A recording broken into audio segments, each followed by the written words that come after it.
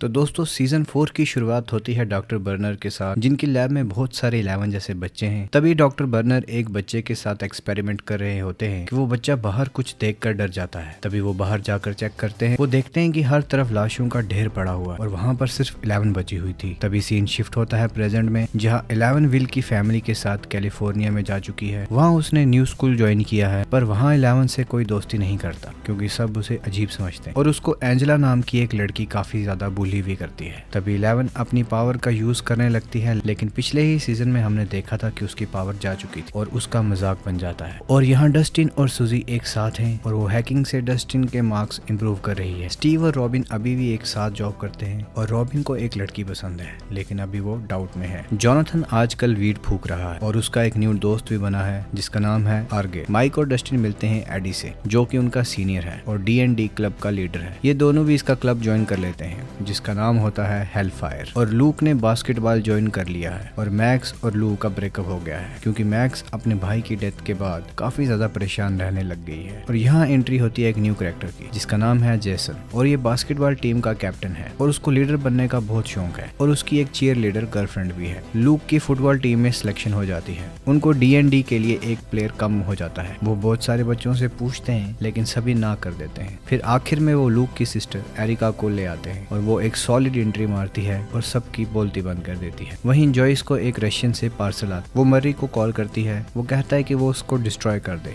लेकिन उसमें से उसे एक लेटर मिलता है जिसमें लिखा होता है हॉपर जिंदा है। ये भेजने वाले का नाम एंजो है। तभी माइक और डस्टिन D&D में एडी के मॉन्स्टर वैकना को हराते हैं, जो कि इस सीजन में मॉन्स्टर का नाम होने वाला है। और वहाँ पर लूक फाइनल गोल करता है और टीम को जिता देता है, लेकिन उसका कोई भी दोस्त मैच देखने नहीं आया होता, जिससे उसको बुरा लगता है। मैक्स वॉशरूम में जाती है तो उसको रोने की आवाज आती है। दरअसल ये वही चीयर लीडर है जिसको बहुत सारे विजन आते हैं और नॉइसेस भी सुनाई देती हैं। फिर ये लड़की एडी से ड्रग्स लेने जाती है, लेकिन वहाँ हम देखते हैं कि मॉन्स्टर इस लड़की को पोजेस कर लेता है और वो एडी के सामने ही उसको मार देता है। तभी हम देखते हैं कि हॉपर एक्सप्लोजन से बच गया था। रशियंस ने उसको पकड़ लिया था और उसको काफी टॉर्चर भी किया और बाद में उसको लेबर ग्रुप में डाल दिया। यहाँ मर्री जॉइस से मिलने आता है और कहता है कि ये काम रशियन सीक्रेट सर्विसेज का लग रहा है। तभी वो कॉन्टेक्ट करता है एंजो से और वो उनको $40,000 मांगता है। तभी वो अपनी कॉल रिकॉर्डिंग को एनालाइज करते हैं और पता लगाते हैं कि वो कोई गार्ड है जिसको हॉपर ने शायद रिश्वत दी होगी। माइक 11 से मिलने कैलिफोर्निया आता है, लेकिन जोनाथन ये देख दुखी हो जाता है कि नैन्सी उसको मिलने नहीं आई।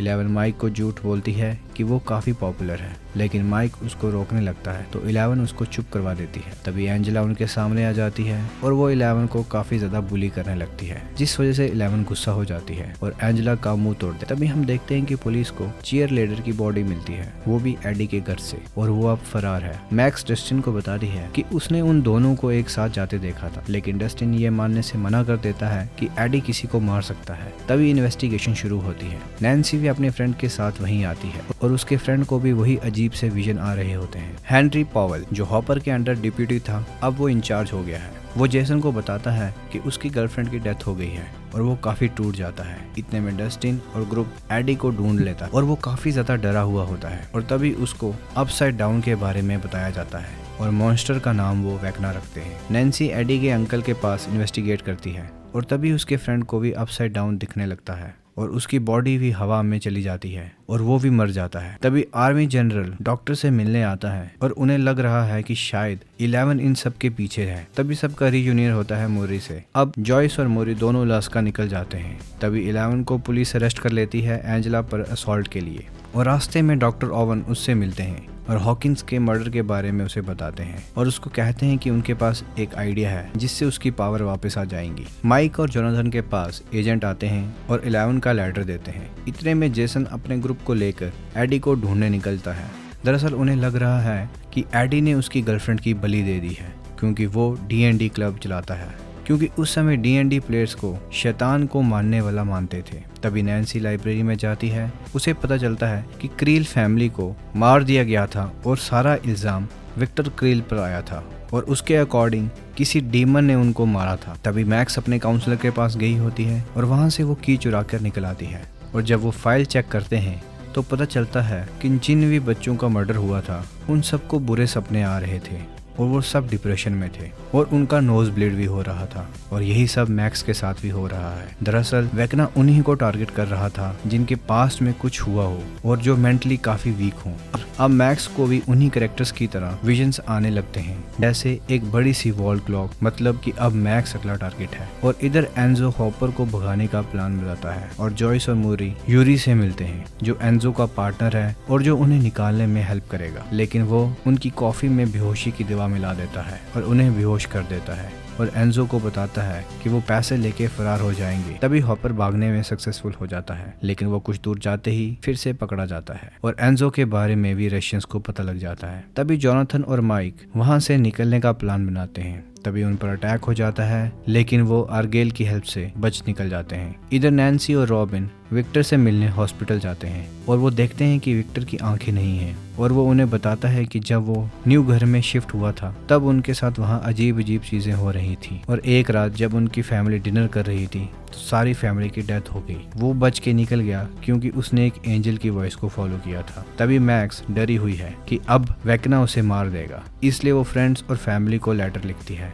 और जब वो बिली की कब्र के पास जाती है तभी वेकना उसको पोजेस कर लेता है। इधर रॉबिन और नैन्सी को आइडिया लगता है कि म्यूजिक माइंड के पोर्टल ओपन कर देता है, जिस वजह से विक्टर बच गया था। तभी वो ये इन्फो डस्टिन को पास करते हैं और वो मैक्स को वॉकमैन से उसका फेवरेट सॉन्ग सुनाते हैं और तभी मैक्स के सामने एक पोर्टल ओपन होता है और वो भागती है और वेकना के पोजीशन से बच जाती है। ये काफी हार्ट वार्मिंग मोमेंट था। तभी डॉक्टर 11 को एक लैब में लेके जाता है और वहाँ बहुत सारे साइंटिस्ट भी हैं। तभी वो उसको मिलवाता है डॉक्टर बर्नर से, जो कि अभी भी जिंदा था, लेकिन 11 इनको देख काफी ज्यादा गुस्सा हो जाती है और भागने लगती है, लेकिन उसको पकड़कर बेहोश कर दिया जाता है। तभी वो उठती है अपनी पुरानी लैब में, जहाँ उसी की तरह बच्चे हैं और एक स्वीट सा लड़का भी है, लेकिन सब कुछ लूप में चल रहा है। दरअसल 11 को नीना प्रोजेक्ट में रखा गया है जो उसको पास्ट मेमोरीज दिखा रहा है और उसकी पावर भी यही वापस लाएगा। 11 वहाँ देखती है कि वो बहुत से टेस्ट दे रही है और वहाँ उसको कोई लाइक नहीं करता। तभी उसको वो ब्लड बाथ वाला सीन सामने आ जाता है और वो डर के उठ जाती है,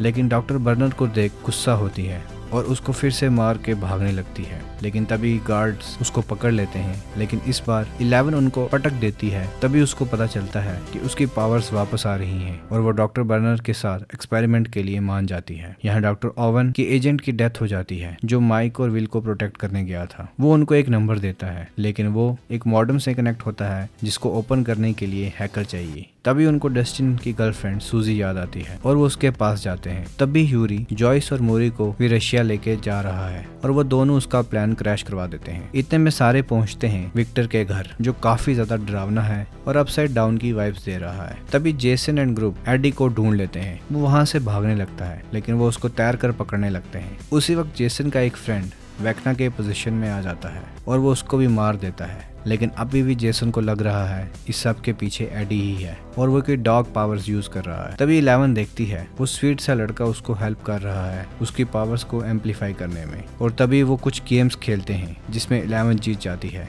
और हारे हुए बच्चे उसको बुली कर रहे हैं। इधर माइक, विल और जोनाथन सूजी के घर पहुंचते हैं जहाँ काफी ज्यादा बच्चे हैं। दरअसल सूजी के बहुत सारे भाई बहन हैं।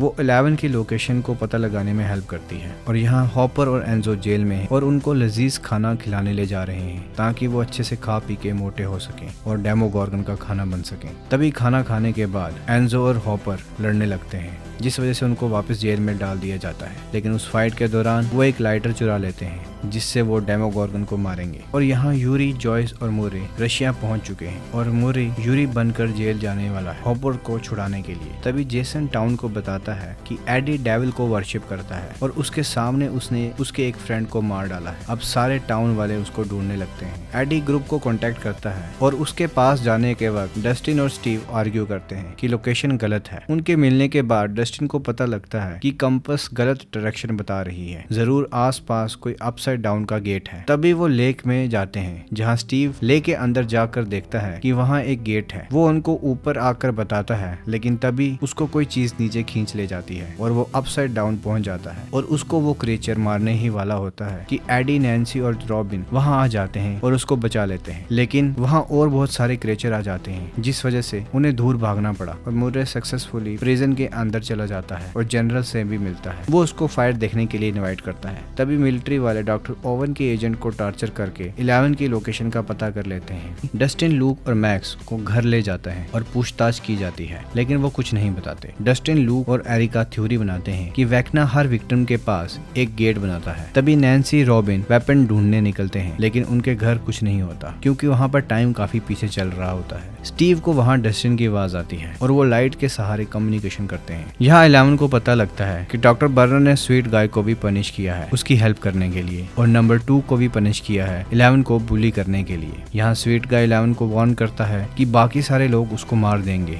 बदला लेने के लिए। तभी एंजो और हॉपर के सामने एक खतरनाक अपसाइड डाउन क्रीचर आ जाता है जो वहाँ सबको मार देता है। तभी जॉयस गेट को ओपन कर देती है और हॉपर डेमेगोर्गन के ऊपर डंडा फेंक कर वहाँ से निकल जाता है। तभी डस्टिन को एक पोर्टल मिल जाता है और वो स्टीव और गैंग को वहाँ से निकालने की कोशिश करता है, लेकिन तभी नैन्सी की बारी आती है तो वो कहीं और गिरती है जहाँ उसको पास्ट की मेमोरीज आती हैं। वहाँ पर वो स्वीट गाय 11 को भागने में हेल्प करेगा और वो खुद नहीं निकल सकता क्योंकि उसमें एक ट्रैकर फिट है। तभी 11 उसके उस ट्रैकर को निकाल देती है और दोनों भागने लगते हैं, लेकिन गार्ड उनको रोकने आ जाते हैं। तभी वो स्वीट गाय अपनी पावर से उन्हें मार देता है। यहाँ नैन्सी को दिखाई देता है कि वेक्ना असल में विक्टर का बेटा था और इसको स्पाइडर बहुत पसंद थे और बिना एक्सपेरिमेंट के इस बच्चे के पास पावर्स थी। जब इसको लगा कि इसकी फैमिली इसके लिए खतरा बन सकती है तो इसने उनको मार दिया और खुद कोमा में चला गया। तभी डॉक्टर बर्नर ने इसका इलाज किया और ये प्रोजेक्ट शुरू किया था। दरअसल ये 001 है और वो ट्रैकर उसको कंट्रोल कर रहा था, लेकिन अब 11 ने उसको आजाद कर दिया था। उसने लैब के सारे सब्जेक्ट्स को मार दिया और 11 को उसको ज्वाइन करने को कहा, लेकिन 11 और इसके आमना सामना हो जाता है। दोनों में फाइट होती है, लेकिन 11 की हालत काफी खराब हो जाती है और एंड में 11 काफी ज्यादा गुस्से में आ जाती है, जिससे वो अपनी पूरी पावर के साथ अटैक करती है और वो उसको अपसाइड डाउन में धकेल देती है। और यहाँ पहुंचने के बाद वो पूरा वेक्ना में बदल गया था। नैन्सी अभी भी वेक्ना के वर्ल्ड में घूम रही है और वो उसको अपनी मेमोरीज देता है ताकि वो सबको बता सके कि वो कौन है, और वो उसको छोड़ देता है। इधर हम देखते हैं कि डेमेगोर्गन रशियन सोल्जर को मार रहा है। हॉपर एंड ग्रुप को एक लैब मिलती है जहाँ वो इन क्रीचर पर एक्सपेरिमेंट कर रहे हैं और वहाँ पर एक मास पार्टिकल भी है। वो एक इंडिपेंडेंट सोच वाला पार्टिकल है जो सेपरेट वर्क करता है, जो हमने सीजन 2